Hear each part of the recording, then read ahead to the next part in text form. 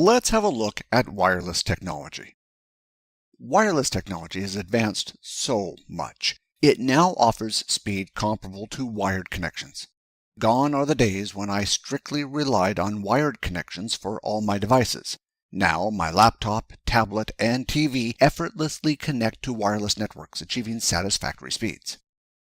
Previously, wireless was primarily used in specific scenarios, such as with stock checking devices or in locations where installing wired cabling was impractical or costly, and it operated at a significantly slower speed.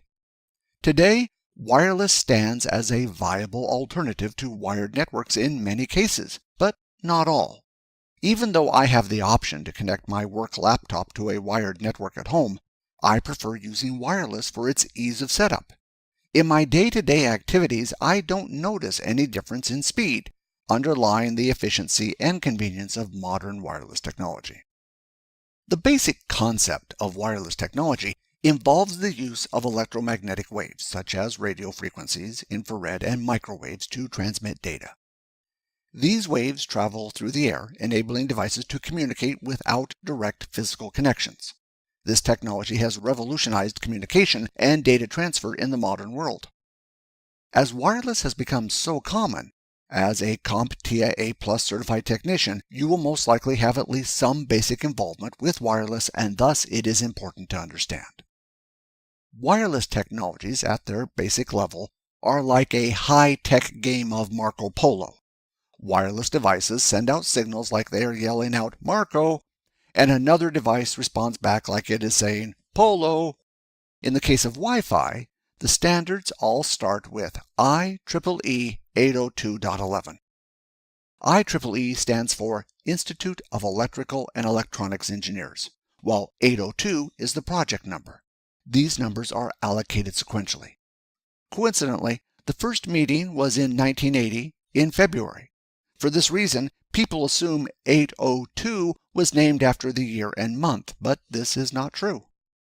The last part is the sub-project number. In the case of Wi-Fi, it is always 11. Different network types will have a different number. For example, 3 is for Ethernet.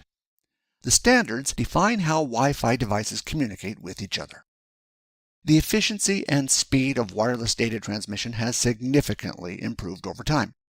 This is largely due to Wi-Fi's ability to utilize a broader range of frequencies than before, along with more intelligent and efficient use of the available bandwidth.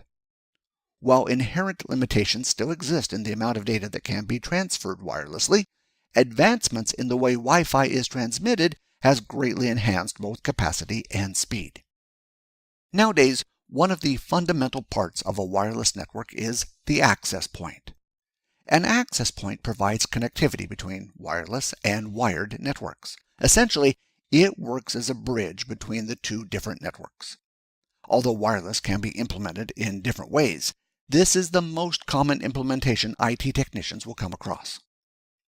The access point, often called AP, allows multiple devices to connect to the wired network using the AP as the bridge. This is called infrastructure mode. Infrastructure mode is the most popular way for devices to connect to wireless, but there are a few other ways it can be implemented. Ad hoc networks allow devices to connect to each other without an access point. Ad hoc is not listed as an exam objective or covered in the official training material, so feel free to skip this section if you are only studying for the exam. I will cover ad hoc networks for the sake of completion. Ad hoc networks typically offer lower speeds compared to infrastructure networks, where a central device helps coordinate communication among other devices. The lack of a centralized coordinator makes it challenging to achieve higher speeds. With the increasing popularity of access points and mobile networks, the use of ad hoc networks has diminished as more efficient and convenient alternatives are now readily available. Ad hoc networks typically have a shorter range and lower data transfer speeds compared to infrastructure networks. They also lack the advanced features and security protocols often found in networks with a central access point or router. You may come across the term Basic Service Set, or BSS. BSS is the building block of a wireless network. When referring to infrastructure networks, this includes the AP and the network devices connected to it. To think of it another way, the access point is the central location. The connections between the access point and the devices on the network form a mini-network. This mini-network and its settings are called a basic service set, BSS.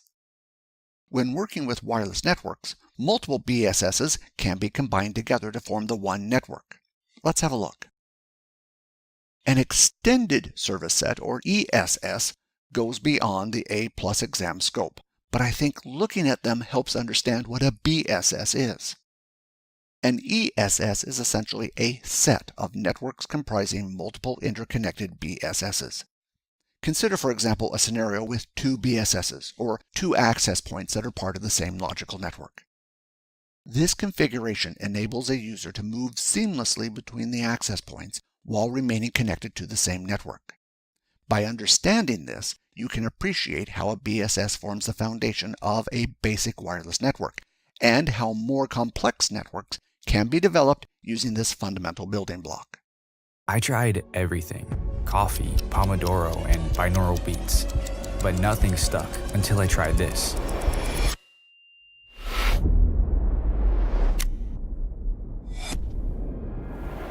Brain FM is neuroscience-backed music designed to help people who struggle with focus. Instead of fighting distractions, your brain just enters flow. Try it for free and slip into effortless focus.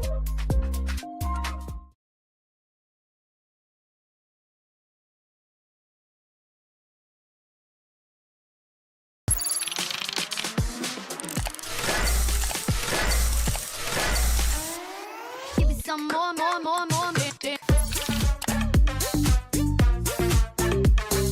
Damn, look at that, they broke the mold. Give me some more. Damn, look at that. Some more.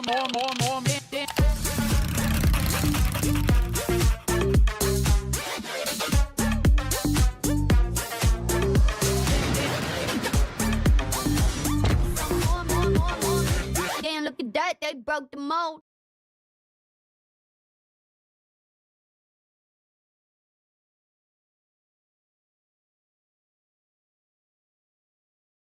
Now that we understand how a basic wireless network is created and how a more complex wireless network can be created, let's have a look at how a user identifies a network.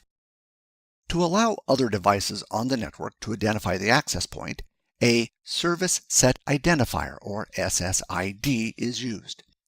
This is a name used to identify the network and is periodically broadcasted by the Wi-Fi device unless disabled. If it is disabled, a device will still be able to connect to the Wi-Fi network if they know the name, but the name won't be provided to them using a broadcast. If enabled, operating systems like Windows will display the SSID and allow the user to connect to the wireless network of their choice, assuming they are broadcasting the SSID. Using tools like packet sniffers, it is easy for an attacker to work out the SSID even if it has been disabled. There is much debate in the IT industry if disabling the SSID provides good security, since anyone with a small amount of skill will still be able to find it. Disabling the SSID does, however, prevent the casual person from finding it. SSIDs are great for users to use, but for devices to communicate with each other, a physical address is needed. The physical address is the Basic Service Set Identifier, or BSSID. The BSSID will be the physical address of the Wi-Fi router and is usually created from the MAC address. When you have two different access points that are linked together using the same SSID, a device using these access points needs a way to decide which of the two it wants to send data to. If the device moves between access points, the device may also want to swap access points to get better reception. In order to do this, each access point will generate a BSSID. This allows the device to simply send data to the access point it wants to use by using the appropriate BSSID. Some advanced APs may use multiple BSSIDs for features such as using multiple frequencies. When this occurs, the access point will create a second MAC address. How this is done is up to the manufacturer of the device. Some manufacturers may simply add 1 to the MAC address, while others use different methods to create a second BSS ID. If you are doing Wi-Fi analysis, keep in mind that the access point may be using multiple BSS IDs, so don't limit your analysis to just the one, as you won't be getting all the traffic.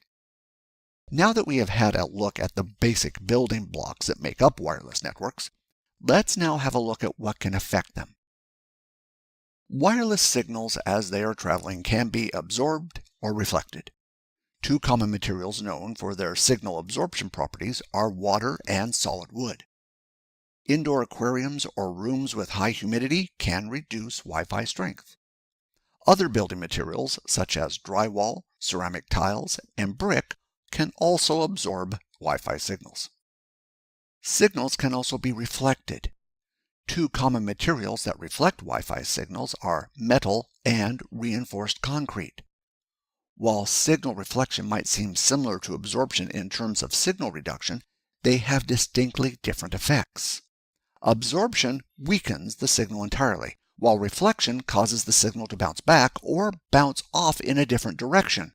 This reflection can create a phenomenon called multipath fading, where the reflected signal arrives at the receiver slightly out of sync with the original signal.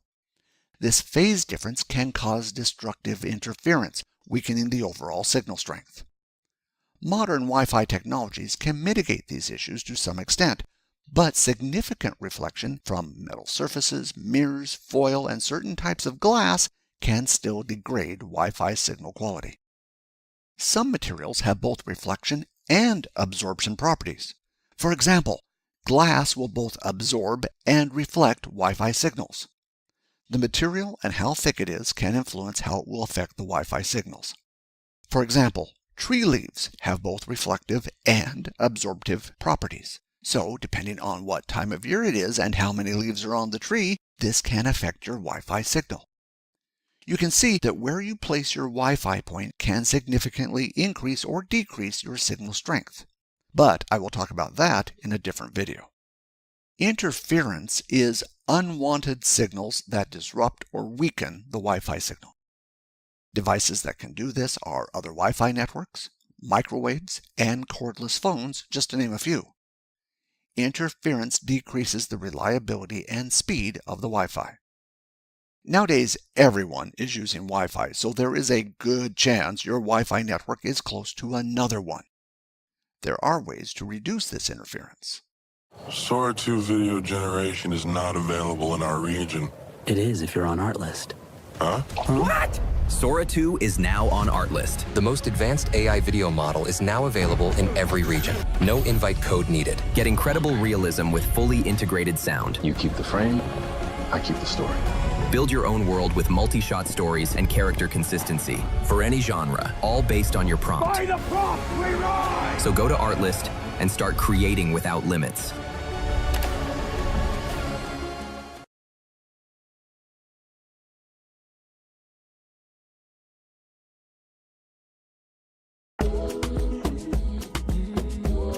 Voos para o Brasil? Reserve já em flytap.com. TAP. Abraça ao mundo. Let's have a look. Most Wi-Fi devices operate within the 2.4 GHz or 5 GHz frequency bands. The principle here is that higher frequencies change wavelength more rapidly from high to low compared to lower frequencies. This faster fluctuation in wavelength allows for encoding a greater amount of information. However, altering the wavelength also impacts other characteristics of the signal. The lower 2.4 GHz band offers greater range than 5 GHz. Essentially, the lower the frequency, the longer the distance it can travel. 2.4 GHz also offers better signal propagation. This means that it will go through walls and other obstacles better than 5 GHz will. There are some advantages to the 5 GHz range. Firstly, there are fewer devices in this range. The 2.4 GHz range is used for many other devices including Bluetooth, wireless keyboards, wireless speakers, microwave ovens, baby monitors, remote control toys, and security systems, just to name a few. The 2.4 GHz range is quite popular. When numerous devices operate on the same frequency, it becomes challenging to transmit data effectively.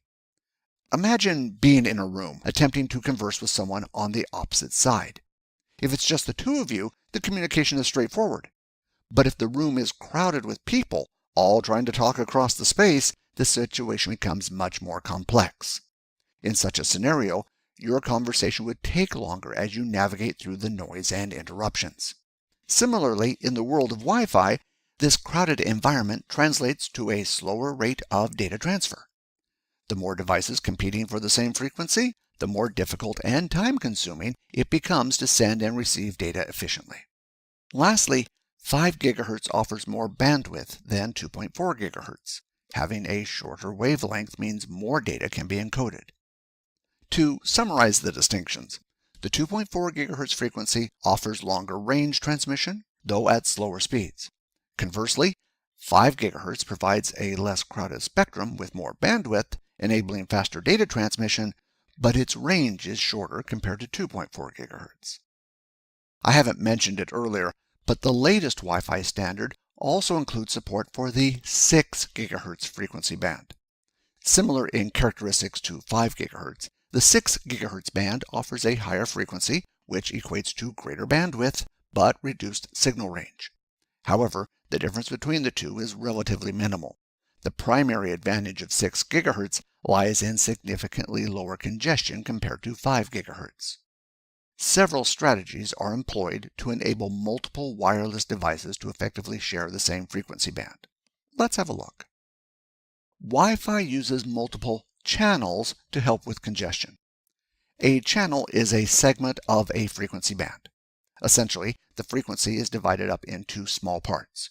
Shown here is an example of the 2.4 GHz frequency divided up into different channels. Not all the channels shown are available in all countries. Each country has different regulations on which frequencies are allowed to be used. Some Wi-Fi routers will automatically change channels based on congestion, assuming the router is configured to auto. Otherwise, the channel can be configured. For a lot of routers, the default channel will be set to 6. You can see in this example router, the channel is set to auto. Also, the currently used channel is 4. The router will automatically change channels as required. I could, if I wanted to, set the channel manually. This router supports channels 1 through 11. In order to get better speed, some newer Wi-Fi standards support multiple channels. If your router supports it, the router can use multiple channels to communicate with devices. When looking at the channels, you will notice that the channels overlap. Thus, the most popular channels generally are 1, 6, and 11. Channel 14 is only used in Japan, so you won't find it in other countries. Now that we understand a bit more about how wireless works, let's have a look at how signals are transmitted in order to get better results and reduce interference. When it comes to wireless transmission, the amount of power utilized is subject to regulatory limits. It is possible to decrease the power output of your router if it supports this feature, but exceeding the regulated limit is not permissible. You may get an exam question testing your understanding of the implications of reducing a Wi-Fi router's power. Lowering the power output diminishes the range of the signal, potentially limiting its spillover into nearby areas such as public unsecured areas like adjacent car parks. However, this also means a reduction in signal strength for your users. Keep these considerations in mind when addressing questions related to adjusting the power settings of Wi-Fi routers. To make better use of the signal transmission, you can focus what you have.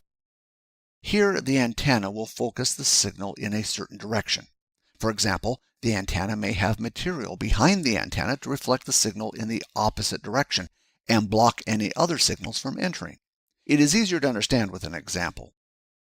You can see here the example of a cell phone tower. Although this is not a Wi-Fi example, the principles are the same. You, just you, building your app on base 44. Describe it. And it's real. One thought leads to more thoughts. Layer by layer, taking shape. When you need your tools, bring them in. They just click. Okay, kick it up a notch. Create something smarter, something powerful.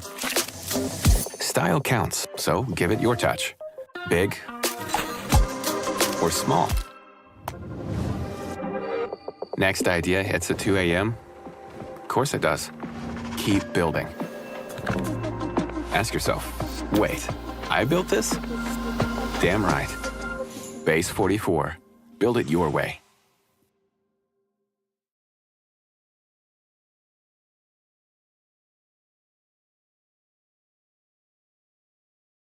Ponto decisivo para a Susan. Tornou-se profissional! Melhora a sua empresa com o Lenovo Pro. Lenovo.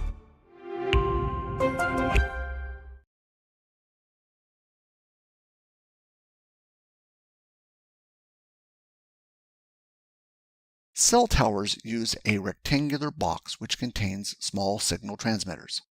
The box is designed to transmit to a particular area called a sector, hence the name sector antenna. The antenna is specifically engineered to direct its signal in a particular direction. Each little transmitter has a motor which can adjust the angle by a small amount. They are built with materials that obstruct wireless signals entering from the rear. This design ensures the transmission occurs primarily in one direction while blocking incoming signals from the opposite side. Due to this focused transmission, the antenna works at a specific angle directly in front of the antenna. To get 360-degree coverage, multiple antennas are arranged in a circular formation. You can understand now why you see cell towers designed this way. The main takeaway from this is, when optimizing Wi-Fi performance, direct your signal where it is needed and reduce interfering signals. Doing this can significantly enhance the quality of your Wi-Fi connection. Improving the signal quality makes the Wi-Fi more reliable and increases the bandwidth. The best way to direct the signal is by choosing the right antenna. Omnidirectional antennas are the most common. These antennas broadcast in 360 degrees around the antenna. Since these radiate signals around 360 degrees, they are good for small buildings, including those that have multiple levels. When you start looking at Wi-Fi antennas, you may see some marketed as high gain. High gain focuses the wireless signal in a particular direction.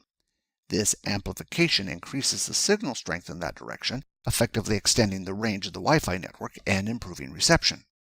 In the case of omnidirectional, if you see an antenna marketed as high gain, this means the wireless is being focused in a horizontal direction. Since the wireless signal is focused, this solution is good for horizontal buildings or large horizontal areas.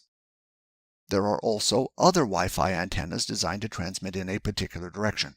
For example, ceiling antennas. Due to their elevated position, this allows the signal to travel further and penetrate obstacles more effectively in certain circumstances. They work best when placed in an elevated position that is unobstructed. There are also panel antennas which broadcast horizontally in one direction. These are good for outdoor areas like parks, streets, corridors, or tunnels where you want to provide coverage in a particular area. They can also help reduce interference since they are sending all the signals in one direction. The next type are long-distance antennas, for example, the Yaga-Uda antenna. They are often used for point-to-point links. For example, if there are two buildings quite a distance apart and you want to network them together. In some cases, it may be too costly or impractical to run physical cables between the two buildings. A Yagi-Uda antenna needs to be correctly aligned in order to work effectively. The final type to consider is the parabolic antenna. Operating similarly to the Yagi-Uda antennas in that they focus the wireless signal, their primary application is in point-to-point communication. The key distinction lies in the parabolic antenna's ability to focus the wireless signal more intensely than Yagi-Uda, enabling the signal to travel even greater distances. This highly focused beam, however, also means that parabolic antennas are more challenging to install, requiring precise alignment in their directional orientation.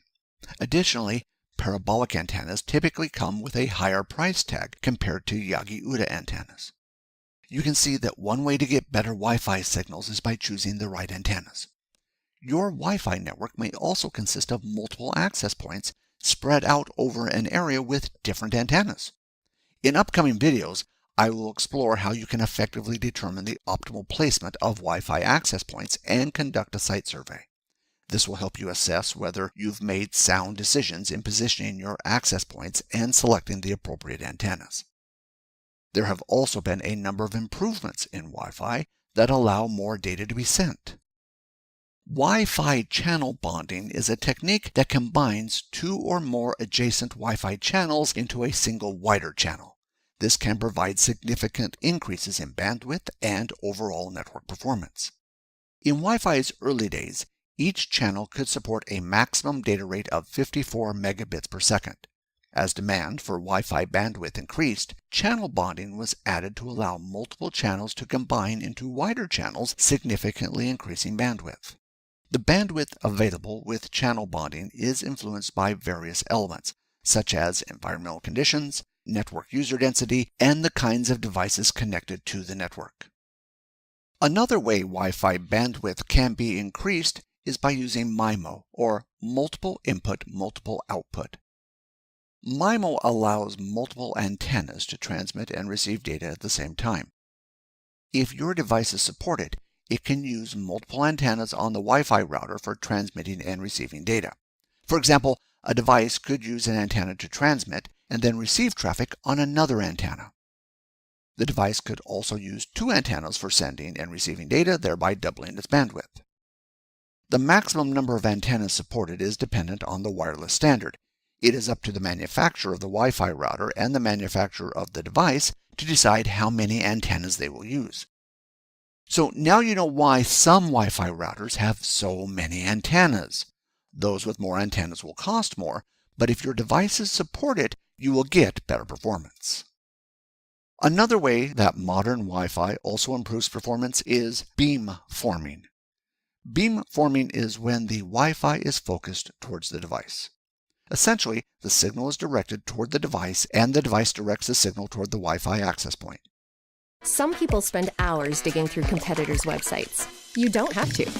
Use SEMrush to instantly see where competitors get their traffic, so you can lean into what works and scale it faster. Analyze traffic on any website with SEMrush.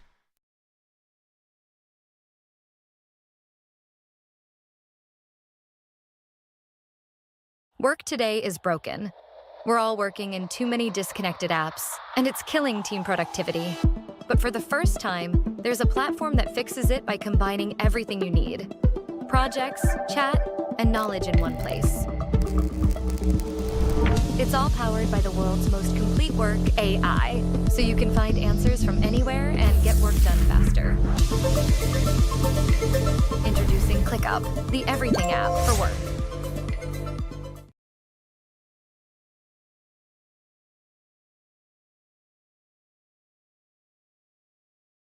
Doing this reduces the interference between devices and other Wi-Fi. This image offers a simplified depiction of how beamforming is achieved. In reality, beamforming is a complex process and involves multiple antennas using constructive interference, phase shifting, and various other advanced techniques. It also requires careful consideration of numerous factors, including environmental influences.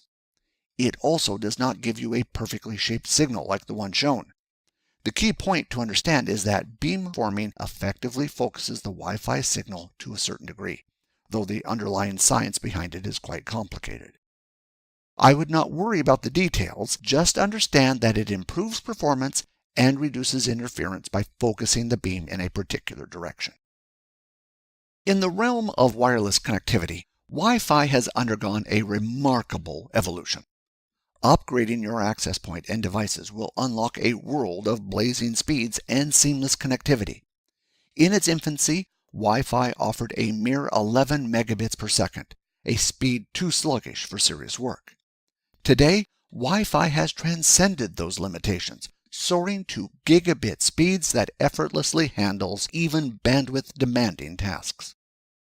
So seamless is the transition between wired and wireless connectivity that an accidental disconnection from wired to Wi-Fi could go unnoticed.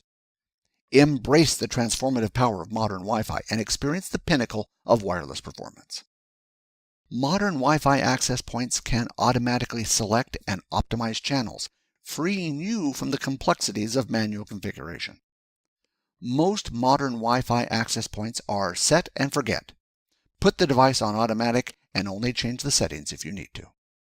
If you have problems with your wireless signal, you may need to reposition your access point, tweak or replace the antennas, or consider introducing additional wireless access points to eliminate weak or black spots on your wireless network. In forthcoming videos, we delve deeper into Wi-Fi, looking at the standards, installation, and performing wireless surveys. Wi-Fi is here to stay. I hope this video has helped you understand Wi-Fi better. I look forward to seeing you in our upcoming Wi-Fi video.